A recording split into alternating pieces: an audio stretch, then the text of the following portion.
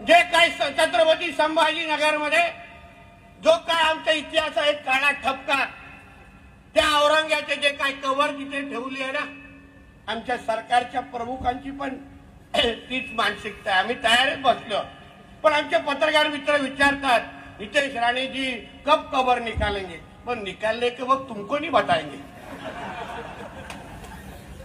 हा काय बारसा नाही तुला सांगायला? ये इथे नाव ठेवायला.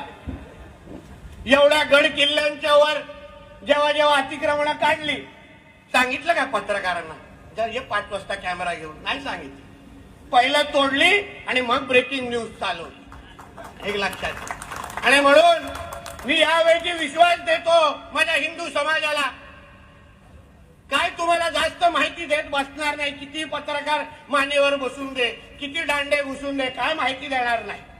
पण जे ठरलंय ते ठरलंय आणि एक दिवस कार्यक्रम होणारच, एवढा विश्वास तुम्हाला इथे देऊन जा. विश्वास देऊन जा. त्याची चिंता करू नका.